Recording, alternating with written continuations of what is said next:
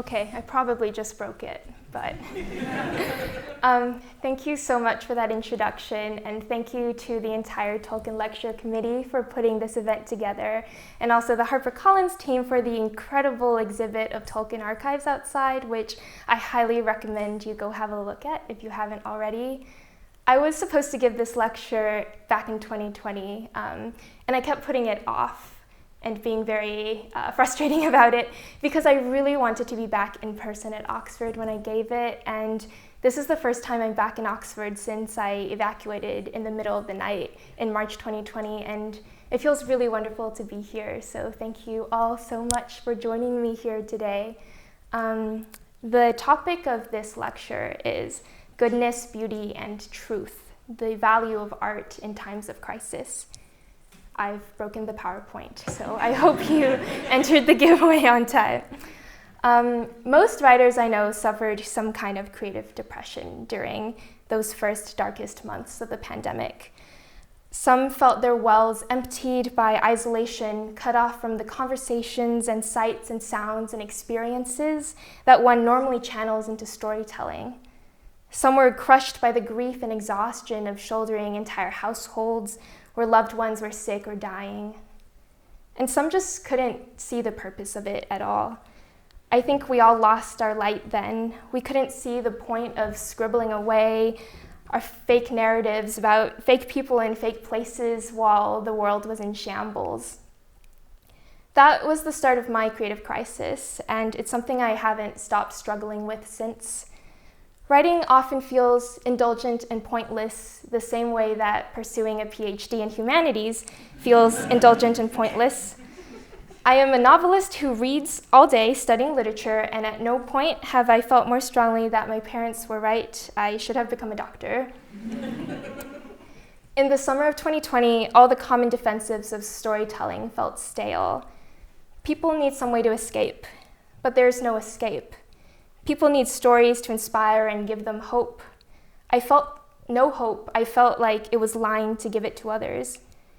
Neil Gaiman has written beautifully that escapist fiction can give us weapons, give us armor, give us real skills and tools that we can take back and use to escape our real-life prisons. And I think his essay is beautiful, and I agree theoretically, but at the height of the pandemic, my usual fare of healing spells and mithril vests and legendary swords all felt so frivolous in the face of this mounting collective pain.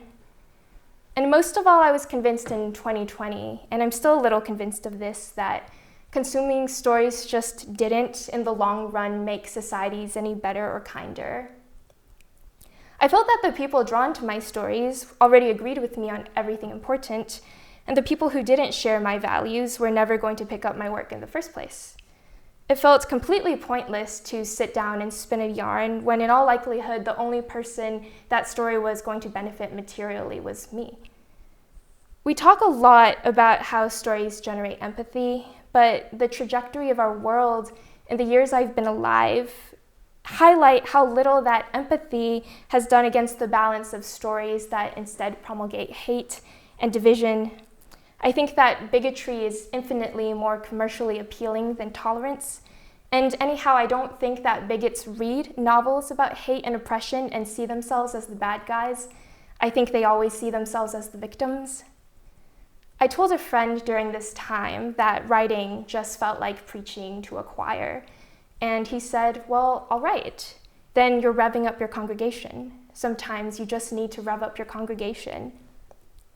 So I've been sitting with that over the past 2 years as I figure out what I want to say and how I want to say it using the platform I've been given. I've been thinking about the novelist as an activist, as a public intellectual, as someone who uses fiction not as a means to escape, but as a means to directly grapple with the problems of our lifetime. I've been thinking about utilitarian uses of fiction and whether that comes with a necessary trade-off to literariness and artistic value. So the subject of this lecture is what I will call the ideological novel, if we're being nice, and the propaganda novel, if we're being honest. I want to discuss how we create and interpret socially motivated literature, and more fundamentally, I want to ask what a novel is good for, especially in times of crisis. So first, let me take you back to China in the first decades of the 20th century, a period also of terrifying change, of war, and what then felt like one existential crisis after another. The Qing Empire was crumbling, Western powers were shooting cannons at the doorstep, civil war was breaking out constantly, and China's intellectuals felt that unless it modernized and developed, it would be doomed forever to be the sick man of Asia, a dominated colony of the West. During this time, the reformist Liang Qichao wrote in a seminal 1902 essay that if one intends to renovate the people of a nation, one must first renovate its fiction. To renovate even the human mind and mold its character, one must renovate fiction. Why is this so? Because fiction has profound power over the way of man. This sentiment was later echoed by Lu Xun, the father of modern Chinese literature, now known for his scathing polemics on his contemporary Chinese society and culture. As a youth, Lu Xun famously went to Japan to study medicine, and one day he saw a photographic slide of a bound Chinese man being executed for spying during the Russo-Japanese War. And this spectacle convinced him that his motherland's sickness was spiritual and not just physical. So Lu Xun wanted to doctor the Chinese spirit, and he decided the pen, not the scalpel, would be the tools of his trade. But the singular voice of the novelist finds an immense challenge in swaying what he found the ignorant minds of millions. And unsurprisingly, Lu Xun's most famous earlier stories are written from the perspective of a madman, one who is horrified by the hypocrisy and social decay around him, but who can do little else but scream.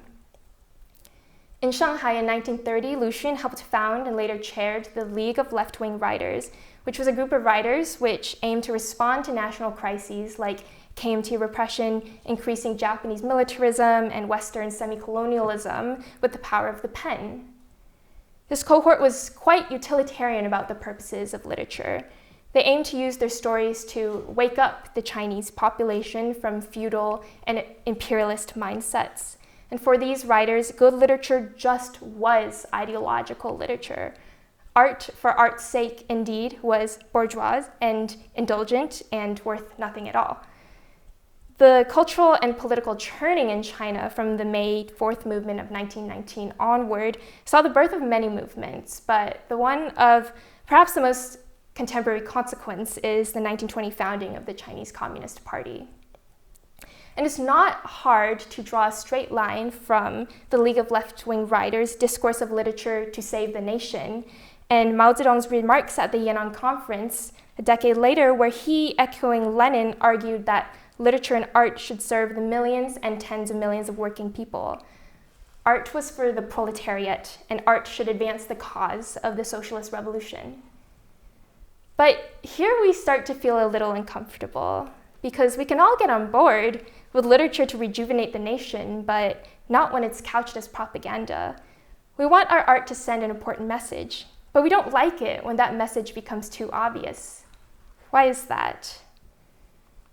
Susan Rubin-Suleiman, in her study of the French ideological novel, has drawn a useful working definition of the kind of literature I'm talking about.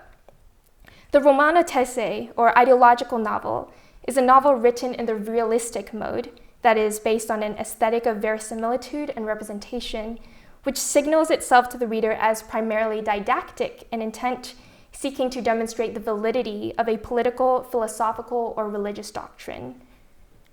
But sometime over the 20th century, we have become convinced that any art that tries too hard to send a message is bad. Certainly, this has a lot to do with the propaganda battles of the Cold War and notions that anything put out by the communists was brainwashing. It also has a lot to do with the CIA's influence on the Iowa Writers' Workshop and Wilbur Schramm's theories of mass communication, and the way that the advice show, don't tell is really meant to discourage abstract theorizing and social critique. I did a research paper on the US State Department's book translation program in Hong Kong this year, and I was immensely tickled by how US officials defined propaganda by arguing it was only manipulative when the communists did it. When Americans do it, they're just telling the truth. Propaganda is the work of the Russians and the Chinese, but real literature is Hemingway and Faulkner and Emerson. But I won't get into all of that here. I will simply refer back to Silliman, who I think summarizes nicely our distaste for the ideological novel. It is a perishable genre, she argues, and it loses its potency once the historical crisis it is referring to has passed. It ignores artistic refinement and seeks an audience on the basis of political brownie points rather than literary merit. It is preachy and it is annoying. Plato, who takes art as merely mimetic of the forms, concludes that art is at best useless because it merely imitates what it already is, and at worst a bad influence because it distorts and misrepresents things like the gods. Iris Murdoch humorously recounts that in Book 3 of the Republic, Plato writes that, should a dramatic poet attempt to visit the ideal state, he would be politely escorted to the border. Plato's mimetic theory of art, if we accept it, explains well why we don't need the ideological novel. It is redundant at best and misleading at worst. We don't like propaganda, and we don't like anything that is too didactic. Pamphlets and political parties and campaign ads exist. We don't need novels to fulfill the same function. We don't like books that tell us what to think because we are adults and we can make up our own minds, thank you very much. And that's all well and fair. And to be quite honest, the socialist novels of 1960s China are horrendously difficult to read. I am still traumatized by my first semester of graduate school, during which my advisor had us reading at least one socialist novel a week, and I can attest that they are laughably cheesy and melodramatic. My classmates' family still makes fun of her for what they call her grain production novels. Meanwhile, I will forever be scarred by the novel 青春之歌 by Yang Mo, which involves a love triangle between the main character and her lame, ugly, bourgeois fiancé and the hot, dashing, doomed revolutionary. Very few aspiring writers now would happily label themselves propagandist, and that is probably a good thing. But I will argue that in our current climate, we do a terrible lot of reading books as propaganda, by which I mean we reduce them to didactic, moralistic, and mimetic interpretations.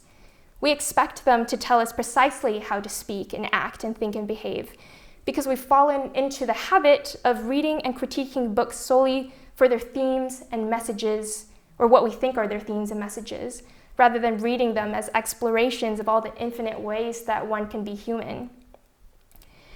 This is how we get negative reviews of novels for bad representation simply because they don't manage to portray in their entirety cultures that weren't monolithic in the first place. This is how we get mind-blowingly silly condemnations of grimdark fiction for endorsing mass murder, or reviews of Sally Rooney's work that are upset because her characters aren't sufficiently Marxist, or, and it's a sore topic I know, but surface-level critiques of Vladimir Nabokov's Lolita, which argue it espouses pedophilia. I will not venture too deeply into what caused this reading culture because I think probably a whole lot of things are at fault. I think that one root cause is likely the elite capture, and this is a term coined by the philosopher Olufemi Taiwo, of vocabularies invented to talk about oppression and their reconfiguration to neoliberal and capitalist ends. Another is the failure of high school English curriculums and their emphasis on themes and messages and authorial intent. Compounding all of this probably is the way that social media has demolished our attention spans and fractured the kind of conversations we're capable of having. I ran into an interesting paper by Karen Boyer the other day, which argues that Twitter memes of Victorian novels by authors like Dickens and Eliot and Trollope actually managed to be more sentimental and didactic than the Victorian novels they target, in part because of misattribution and reading out of context, and in part because of the grammatical conventions of viral tweets. I think that this is a horrible way to read. I think that Otesha Moshfegh puts it best. Art is not media. A novel is a literary work of art meant to expand consciousness. We need novels that live in an amoral universe past the political agenda described on social media. We need characters in novels to be free to range into the dark and the wrong. I think that here we can also pull in Susan Sontag, whose seminal essay Against Interpretation argues that interpretation, specifically a kind of interpretation that excavates, destroys, digs behind the text to find a subtext, which is the true one, is the revenge of the intellect upon art.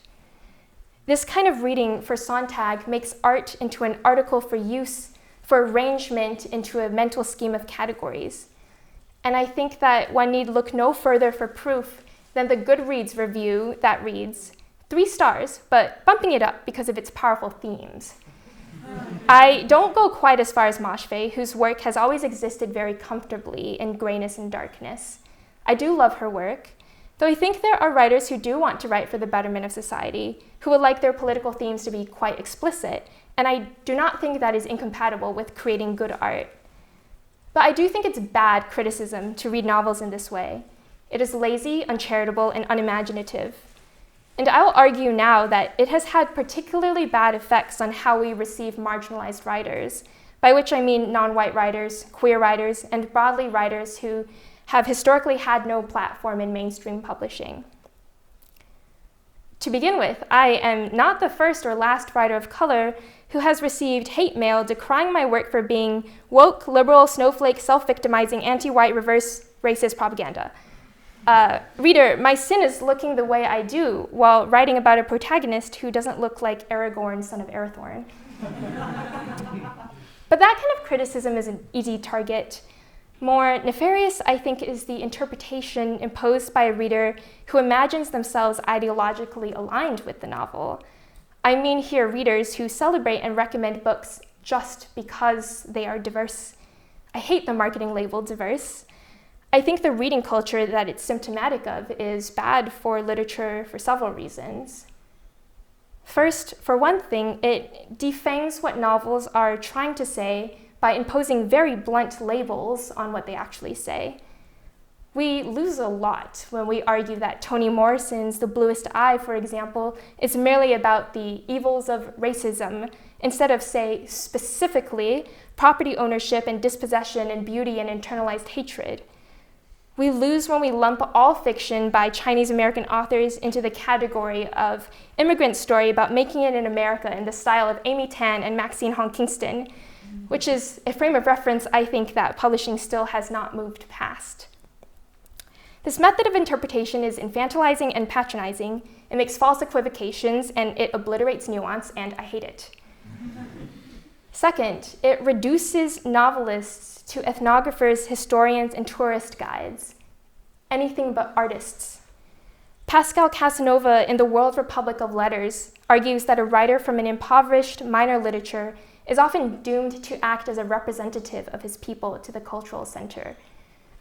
I argue similarly that we now have a reading culture which is fueled by marketing copy and advertisements and well-meaning listicles, in which authors like Colson Whitehead and Jhumpa Lahiri and Minjin Lee are recommended because they will explain black and brown and yellow people to the liberal reader who really just wants to expand their worldview.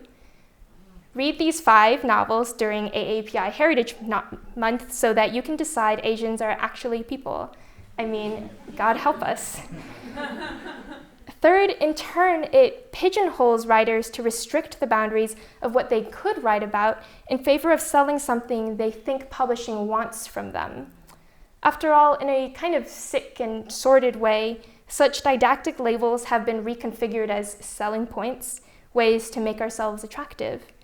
I find emerging writers pressured to do what I have become allergic to in the last few years, which is to perform a kind of token minority for the reading public so that white publishing can act like they rescued them. I find writers like me reduced to identitarian selling points like hashtag own voices Chinese American, hashtag immigrant, hashtag diaspora, hashtag woman of color, where white writers are just sold on the strength of their craft and imagination.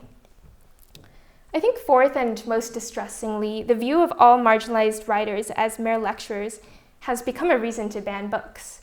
The phenomena I have just described are not identical to, but certainly causally related to the current spate of book banning legislation being passed across the United States, wherein books are categorized solely by supposedly ham-fisted messaging and ideology.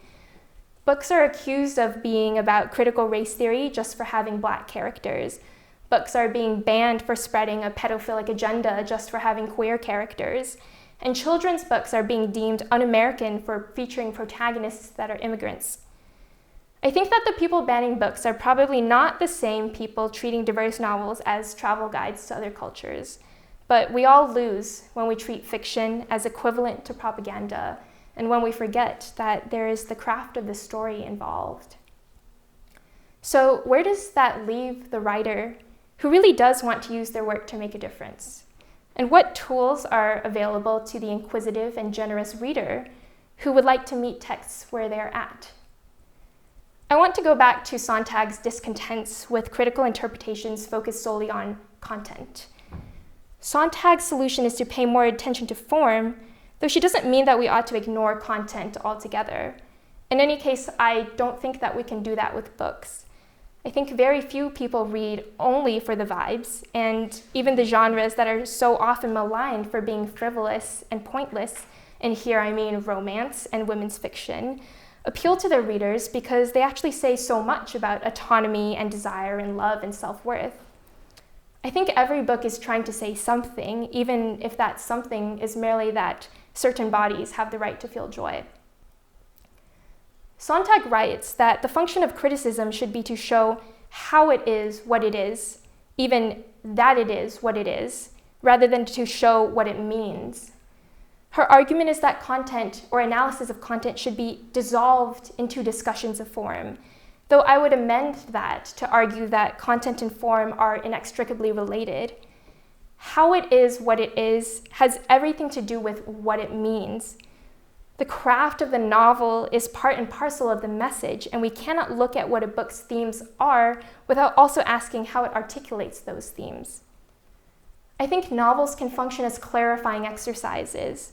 The text is an argument, and the mechanics of the story let us explore caveats and exceptions and logical implications and unexpected consequences. All the tools of craft, voice, imagery, tense, pacing, perspective, points of view, character arcs, the rise and fall of plot, these are tools we use to chisel at the stone face of representation until it takes sharper and clearer shape. We need novels to complicate, interrogate, and turn over what looks like boring rocks and examine all the dirty, weird, and unexpected undergrowth on the other side. Contrary to Plato, I think that art helps us to see the world as it is because the technical tools of art can in fact break down illusions, can force us to examine ethical dilemmas from new perspective, and illuminate invisible structures of power and domination at play. I think art can also just help us see the wonder in ordinary things. Tolkien, in his 1947 lecture on fairy stories, argues that fairy stories helps us in the recovery of a clear perspective, that we need to clean our windows so that the thing seen clearly may be freed from the drab blurb of triteness or familiarity, from possessiveness. He writes also that it was in fairy stories that I first divined the potency of the words and the wonder of the things, such as stone and wood and iron, tree and grass, house and fire, bread and wine. I think anyone who has ever read Lord of the Rings will agree. I don't mean for us to pull our punches. I get the occasional review saying that they wish my work was more subtle, more nuanced, when it's clear that what they really mean is that they wish I would fritter away everything I meant to say in the first place. Sometimes folks will not listen until you're beating them over the head with the point, but that doesn't mean we have to resort to the blunt and artless instruction of the Chinese grain production novels. Instead, we can make our words sting so much sharper. We can hone the edge of our prose until it hurts. The purpose of fiction, then, is to help us think on our conditions, past, present, and future. In the case of the past, the novel can do what the historian cannot. For Jim Downs, imaginative reconstruction is a solution to quagmires where the archives are insufficient or have been deliberately destroyed. In the case of the future, the speculative novel becomes the test ground for the worlds we want to live in and the worlds we might find ourselves in if we're not careful. As Ruha Benjamin writes, here fictions are not falsehoods, but refashionings through which analysts experiment with different scenarios, trajectories, and reversals, elaborating new values and testing different possibilities for creating more livable worlds. And in the case of the present, I think that speaks for itself. To write is to give a definite shape to our pain and confusion and hope and joy. It doesn't just leave a record, it names what needs naming. It gives us the vocabulary to understand what we are going through and for understanding everyone else around us. And I think absent any other greater utilitarian impact, that's a worthy exercise in and of itself. Well, that's all very good. How does it work? If I can be self-centered for a moment, I'd love to illustrate everything I've just said by explaining the intersections between form and content in my upcoming novel, Babel, or Babel if you're British, but I'm not British and I won't pretend to be. Babel is a pastiche of the Victorian classics, and it uses the tools of conscious imitation in order to deconstruct the literature it's inspired by. It adopts the structure of the Victorian Bildungsroman, which is a genre focused on identity formation and development of a subject within the civic and moral order of bourgeois English society. Only Babel takes as its main character a subject who can never be a good citizen by virtue of his race and background. It consciously adopts the very proper English diction of Dickens and Austen and Thackeray, because this, as we have been told since high school, is real English, is good writing, is what constitutes a classic. Only because my protagonist is an outsider, a boy born in China who comes to England unfamiliar with the culture and language, his observations emphasize the strangeness of this entire social system rather than the strangeness of those born outside of it. I also employ footnotes, that pedantic and occasionally patronizing way of whispering tidbits to the reader, to emphasize the ways that the sufferings of colonized territories have been for so long relegated to the footnotes of official British histories. Babel is a book about languages and subversions and turning things upside down, and the way I wrote it has everything to do with what it says. So let me bring it all back to Tolkien. These past few weeks, I've delighted in rereading The Lord of the Rings, which is just as beautiful and absorbing to me as an adult as it was when I was a child. I think it is precisely the best antidote for the writer who feels words no longer hold power. J.R.R. Tolkien, or as we affectionately call him in our household, Ronald Tolkien, lived through a Second World War and watched his friends die in World War I, lived through a Second World War, and gave us a work of immense beauty and resilience and hope. And no one could argue that the themes of his work are subtle. They burst from the page. His Christian faith, his moral messaging, the goodness of his heroes, the badness of his villains. Our current literary climate prizes nuance and ambiguity and anti-heroes, and sometimes I think the underlying sentiment of such criticism is to say, keep your politics off the page. But Tolkien never shied from telling us that one ought to try their best to be brave, to seek light in our friends, and to never give up hope when the world seems like it's at its darkest. In the pen of a less talented writer, and there have been many since Tolkien, this easily comes off as a silly morality tale. But no one could call The Lord of the Rings a silly morality tale. It succeeds because it is so rich, so fully imagined, so weird and wild and cool. It succeeds in part because Middle-earth feels truly realized, because Tolkien, combining the best of both his professions, employs appendices and textbook-like exposition and long digressions into ancient song and poems to convince us that this place really exists and has a history. And in making Middle-earth feel true, Tolkien has emphasized what is at stake and engaged the reader in the fight for its survival. And in combining epic and biblical prose with plain, straightforward English, he creates both a sense of immediate accessibility and also grandness. He has created a myth that feels ancient and alive to us both at once. And I will spend my whole career chasing that level of craft. So, bad to those who say that art should only exist for art's sake. Artistry and ideology do not have to stand in opposition. I want us to write our whole hearts out and not to shy from claims that we're being too political or didactic or too ideological. Say what you mean and use the tools of fabulation to clarify what you mean to say. As of 6 days ago, I am engaged to a philosopher.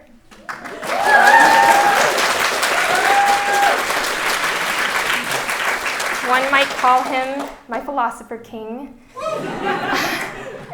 Which is why Plato and Aristotle so often make their way into my work. And in a happy coincidence, Bennett and I are both fans of the novelist and philosopher Iris Murdoch, who was a fellow here at Oxford and who in turn was very fond of Tolkien and his work. So it all comes full circle, and it seemed natural that I should turn to Murdoch in preparing this lecture. In her essay, Art is the Imitation of Nature, Murdoch writes, "Imagination is a kind of freedom, a renewed ability to perceive and express the truth. The artist must tell the truth about something which he has understood." And I think this, to me, is the only answer to the question that plagued me at the start of the pandemic. What is a novel good for? The novel might have possible contingent and instrumental effects as an opiate, as an energizer, as a motivator, and as propaganda.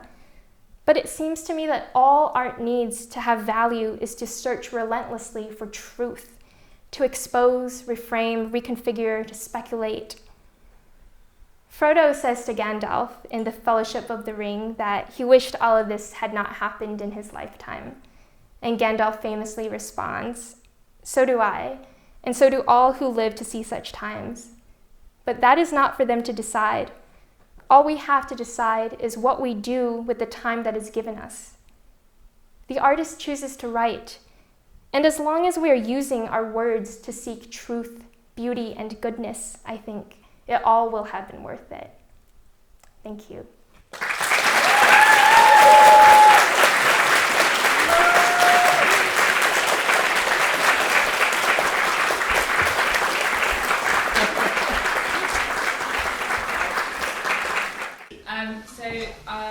When reading The Popping Ball, one of the things that I thought really stood out for me was the fact that a lot of fantasy war stories have a very neat, wrapped up ending, and it kind of, you got a winner and you got a loser. And Burning God doesn't feel like that at all at the end. So I was wondering how much of that was a conscious decision to kind of really try and reflect the historical influences of the novel, and how much of it just sort of happened organically with the story. Yeah, I think that the problem with studying 20th century history and colonialism specifically is that you learn pretty early on that there are no easy endings to any sort of armed conflict. Even all of the great tales of decolonial victories of the 20th century don't end in successful, free, thriving nations. They end in continued warfare and power struggles, and basically post-colonialism is a concept that doesn't really exist. So when I was drafting The Burning God, I mean, the whole argument of the trilogy has been the dilemma between the rise of communist movements following the end of World War II that were both anti-imperialist but also deeply violent and authoritarian, which is a central dilemma for anyone who thinks about Chinese history and Chinese politics and the future of China. And it felt like lying and the opposite of the truth to wrap up The Burning God in this cute little victory where either, Rin wins and rules happily over a nation that has no food and no crops and, frankly, a very bleak future. So it felt like the only honest answer was to write a book in which nobody won. I mean, plug your ears if you haven't read The Burning God. Neja wins in theory, but his future looks horrible, and it's a future that he doesn't want. So in search of the truth, I sought complications, and I think that means that The Burning God is not a book for everybody, but it's the only book that I could have written. How important was it for you to make sure that Rin was very flawed as a protagonist? Because I feel like she's very flawed in comparison to a lot of modern day protagonists, and it added a real edge to the character that you just don't see in a lot of other novels.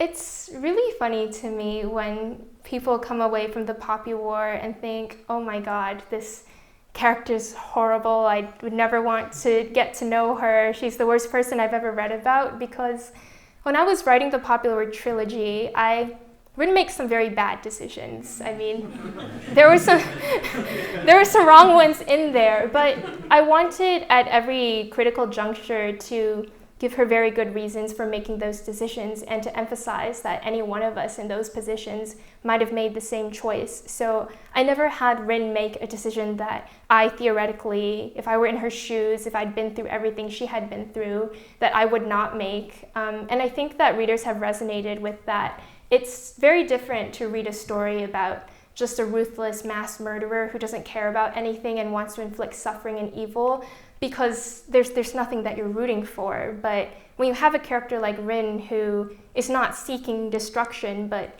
cares deeply about her friends, cares deeply about her country and her people, and is genuinely trying to save them, I think it's much more interesting to see how those good motives can turn into horrific consequences. And I think that's also a large part of the study of the Chinese Communist Party. So it was always on my mind, the way that villains can be flawed and not think of themselves as villains.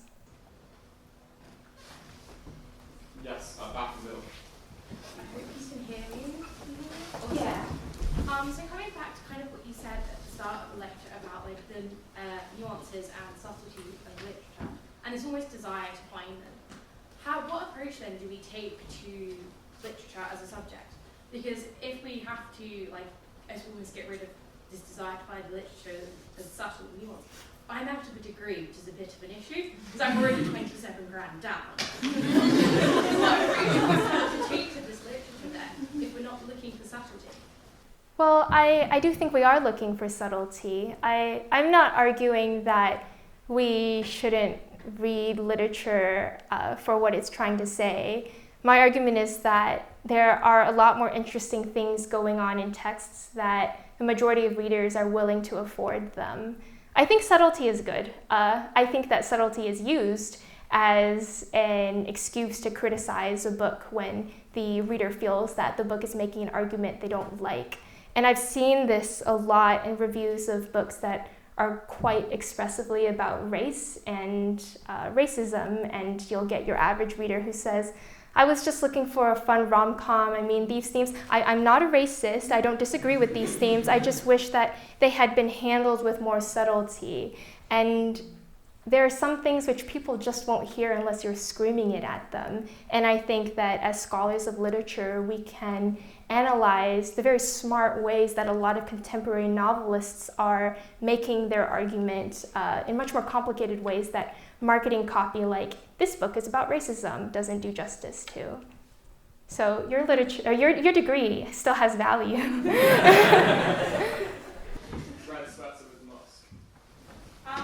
going to ask a probably silly question, especially after the answer you just gave there. Given that you kind of destroyed me and my friends when we read the trilogy, we're scared now to read Babel. Do you think you'll ever write a book that is maybe on the lighter side? Yeah, I was just talking to my editor about this. My sixth novel will be a rom-com. It will be about love and probably have a happy ending because I am in love and I would like to write a happy ending. So I think that novel will be a lot lighter. I mean, it largely takes place in hell, so... But, you know, that's like just the background. There's love in the air in hell. More on that soon. Thank you so much for giving the talk. As like a fellow Chinese American, I've always been taught that like history and literature and Chinese practices are kind of considered like one field where like history is a huge source of wisdom. And as someone who also writes like historical fantasy, I was wondering how you constructed like the empirical background for the Poppy War and Babel. Like, did you go into it with an eye of like, I'm going to look for these things for my novel, or did you treat history just like, on what grounds did you like read your historical sources, and like how did you choose how to handle your subject matters and like process that into fiction? I think I'm just naturally inclined to write about whatever I'm studying at the moment. So when I started writing The Poppy War, it was because I'd just gone to Beijing on a gap year and was fluent in Chinese for the first time, learning all this family history from my grandparents for the first time. And I was an economics major before I went to Beijing, and I was very bad at economics. So once I got there, I was like, I'm going to do history. I'm going to start reading all the history that I can, in part because I felt like I finally had access to all this stuff about me and my family that I was never taught in high school and hadn't studied yet in college. So when I came back, I wrote a senior thesis on the public narrative about the rape of Nanjing and the different ways in which it's been commemorated and politicized. And I was working on this dissertation at the same time that I was writing the Poppy War trilogy. So there's a really nice synergy there in which all my academic work just is the research for the books. And with Babel, I was here and realizing all the things that had made me fall in love with it, and also all the things that make this a very terrible place in many regards. And I also do translation, and I think about languages a lot. And I was reading about histories of colonialism, so it all just happens at the same time, which I find very fruitful and is like a cheat code to having interesting things to write about. Because what I would do when I was at Cambridge and Oxford is go to class and have my notebook open, and on the right side write down like actual nonfiction class notes, and on the left side write down the ways in which these cool tidbits could be turned into fiction. So when we were talking about things like military logistics and cool stratagems that generals had used and like nitty-gritty details like grain production, I'd be like, okay, that's a great paragraph. That is a great paragraph. Not just going to say that on like page 673. So it's also great because it gives me ideas for research papers and areas that I want to pursue academically. So it's all part of one big project. Thank you so much for coming and for pushing this until you could be in person, because I think we're all really grateful for that.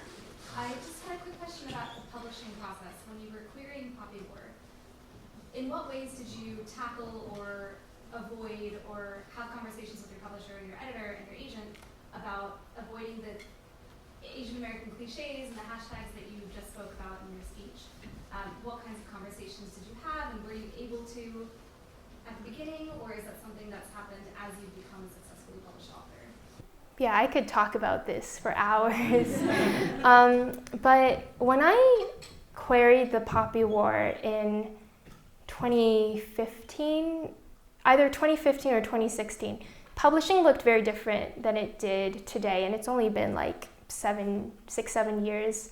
And I had grown up never reading fantasy novels by Asian American authors or fantasy novels that featured Asian protagonists because they just did not exist. And I was very lucky in that during my year in Beijing, Ken Liu's The Grace of Kings had just come out, and it was the first novel by a Chinese American author to come out from a big 5 publisher, the first fantasy novel.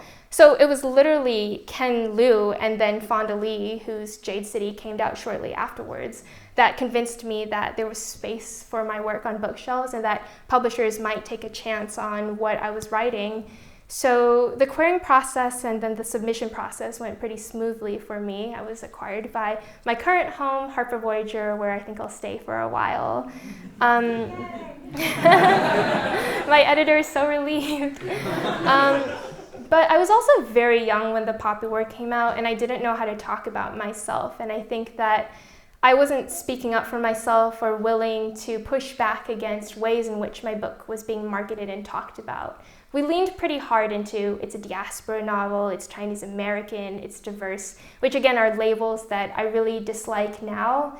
I think they have uses in that they help books find their target audiences, and I had part of the reason why the Poppy War succeeded is that it found a lot of on-the-ground, word-of-mouth support from readers of color, but it the marketing for those early books really did feel like this is, a big diverse fantasy, and you should read it because it's diverse, and it's on lists of like 5 novels by Asian authors you should read, 5 non-white novels, etc. And I've grown less and less comfortable with that as time has moved on, and more comfortable in my relationship with my editors, in which I feel confident and able to speak frankly with them about what I like and what I don't like. And it's been one big maturation process, and I'm really happy with the way we're talking about Babel. It's, there have been ups and downs in my relationship with publishing and with my publisher, but there's just been a lot of great communication and growth and learning on both sides, and it obviously helps, right, that now, like, my books are pretty successful, so I can say what I want and how I want to be marketed, and I try really hard to help that advice trickle down to debut writers of color. I don't know, I think slowly things are getting better. I think slowly publishers are learning and not pulling the same moves of, oh, this is our token non-white writer of the season, etc. But there's still a long way to go. So again, I could talk about this for a long time. We have a question from the live stream. Yes, we've got a few comments from YouTube, and one question is from Jar Full of Bubbles, who asks, did you always know when you started writing The Poppy War what discussions you wanted it to spark? Oh, definitely. I'm a very argument-driven writer. I did debate in high school, and I think of everything in terms of arguments. Before I start a novel, I think about what argument I want to make with the text. Sorry, I'm staring at you as if you asked the question.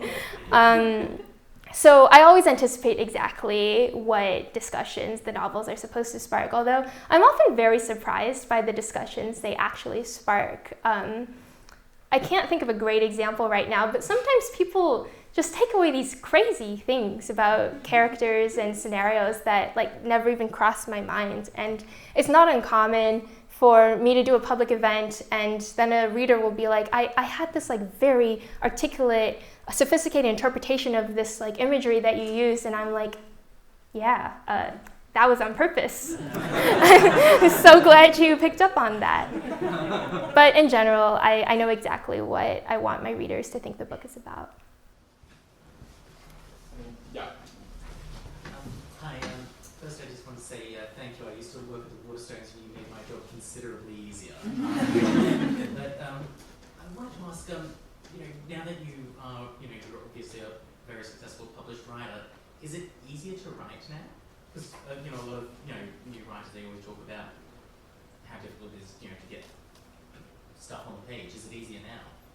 Yes and no. The ways in which it's harder are that I want to challenge myself with every project, and I get very bored doing the same thing over and over again, so I probably won't do a secondary world epic fantasy again. And I'm always looking for new structural rules to break and genres to hop into and types of stories to tell. I mean, a rom-com is going to be a very big move for me. And I think that's a good thing. Every new project should feel like a bigger challenge. Otherwise, you're just spinning your wheels and writing the same thing over and over again. So I appreciate things being difficult. I appreciate having to start over and learn the mechanics of a new genre before I enter it. The way in which it's easier is that I have a sense of scope and project management. It used to be at the start of a novel, I think there's no way this turns into a finished book. There's just so many words to go, and there's so much blank text and stuff I don't know about, and this plot will never make sense. And having done this 4-5 times now, I've learned to trust the process. So I know that 2 months in, I'm just going to have 10,000 words of gibberish. And I know that 4 months in, I'll have more words, but still no plot structure and no clear way to link it all together. And I know that somewhere at the 40,000, 50,000 word mark, I will do a reset and map out what the plot really is and reconfigure a lot of things, delete at least 20,000 words, give the characters consistent names, and then do a rewrite from start to finish. And I know that at the first draft mark, that it will one day stop looking so ugly. So I think I have more faith in myself and my ability to finish the process, even if, it's the writing is still very bad in early drafts, and I feel very bad for my agent who has to read those early drafts and offer thoughts on them, because like my sentences don't really come together until the very end. That's where the polish comes in, and I mean literally come together. Like I will just turn in unfinished sentences and paragraphs to my agent. But now I know one day all those sentences will have periods, and all those paragraphs will have structure, and the book will be done. Oh, yeah. Hello, thank you so much for that lecture. I wanted to ask you about kind of the dynamic between your academic work and your creative work, because I'm also a PhD student and aspiring writer, and they're such intense things to do, a PhD and to write a novel. And I was kind of wondering if you have any thoughts about how you manage both of those things at the same time, the kind of practical difficulties, and what each thing teaches you about the other thing, if that makes sense. Yeah, it's really hard to balance both. I had a really wonderful visit to the Bodleian today, where we got to look at some things from the Tolkien archive, and Catherine, the archivist, was explaining that every time his publisher wanted something from him, like illustrations or maps, he'd be like, wait until the holidays, I have papers to grade. And then during the holidays, he would produce these beautiful watercolor illustrations that would go into The Hobbit. And that's how I balance it logistically. I'm like, we can't, we're literally negotiating the dates of the Babel UK tour because it coincides with the start of term next year, and I was like, I can't miss class, but I am going to miss class to be here. But that's okay, because on the first day you just go over the syllabus and nothing happens. But I think culturally it's tricky, because I don't think that academia, especially in the humanities, takes creative work very seriously. For example, like in my field, translation doesn't count as work that really counts for tenure. If you produce like significant contributions to the field by making all these texts available for readers in English to read, that's not considered groundbreaking work, because it's considered, just pedantic. You just, borrowed somebody else's work. And similarly, I still get a little bit embarrassed when I talk about my creative work in academic circles, because I don't want them to think that anything is taking my attention away from the academic work. I want them to think I'm a serious scholar who is wholly committed to my research, and I am. And I think that has a lot to do with the insecurities also of being an early career academic and not having the confidence to just be like, and I'm a novelist too. But frankly, like being a novelist doesn't help you get a job, and it is not something you put on a CV. So it's something that I feel like needs to be my second life, that needs to remain in the background while I'm on campus, which is fine. For now, it helps me to focus, but I hope that one day there's more interdisciplinary recognition and talking back and forth between novelists and academics, because Iris Murdoch was both a novelist and a philosopher, and Tolkien was a novelist and a professor, so we exist. It's possible. Right at the back. Yeah, you did that. So I know you said a while ago that you were going to revisit the post-war universe potentially, and I think, I guess my question would be for Babel, the ending has some ambiguity to it, and do you know where it goes, and would you ever tell us? I'm going to try to talk about this in the vaguest way possible. Babel is a standalone. There is not a sequel in the planning, and if I ever write a sequel, it would be at least a decade from now. My philosopher king really wants me to write like a Godfather 2 type prequel-sequel combination that explores interwoven timelines between one dead character and one living character, which would be crazy. Maybe I'll do that one day. It is not something that I'm going to work on in the immediate future, but Babel, as it's written, is supposed to have a very satisfying, definite ending, and there is no to be continued in the works. Well, I think this will be our final question. Yeah, you there. You've talked a lot about how publishing is learning, but it's learning relatively slowly. As someone, I've worked in marketing for 5 years now, and and a lot of other young people in publishing feel like we're banging our heads against the wall trying to get usually older people in publishing to listen, and either listen or retire. Do you have any advice for the young people, the people who are sick of using the word diverse in every single marketing copy, and for the people at the top of the publicity and marketing food chain who won't listen? Well, I've never worked in publishing, but I'm very aware of the stress and constant mismanagement going on. I feel really bad for younger people in publishing, especially people who are not white trying to make it in publishing. It seems like it is not an environment where they're able to survive. So I really don't know, because I'm not an insider, what can be done in terms of talking to higher-ups who really should just retire. But I will say the most fruitful conversations I've had about publishing and the times when I felt like things were truly changing were when my editors sat down and actually talked things through and talked about why I was upset and what I was unhappy with. And there's been follow-through on that. Between the publication of The Burning God and Babel, which I'm thrilled about. And I think just a willingness to listen to authors. I think that authors very often feel very insecure with their relationships with their editors. We feel always that we don't want to get anybody mad at us, and that we don't want our publisher to get irritated, because then we'll get the cold shoulder and be blown off and not receive any marketing or publicity, which I don't know if that's how it works. It just is how it feels all the time.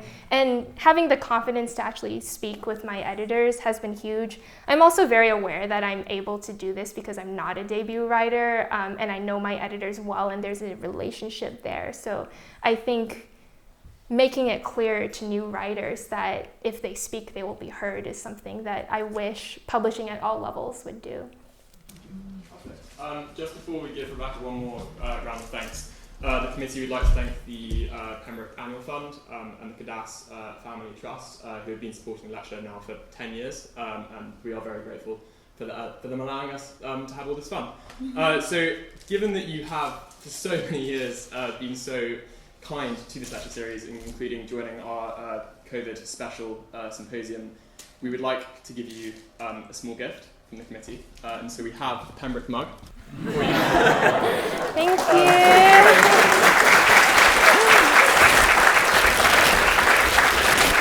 It's beautiful. So yeah, thank you once again. Such an incredible event, and so glad that it was in person. We now have the drink reception outside. We'll run for around about half an hour. And please make your way out, help yourself to drinks. It's all complimentary. And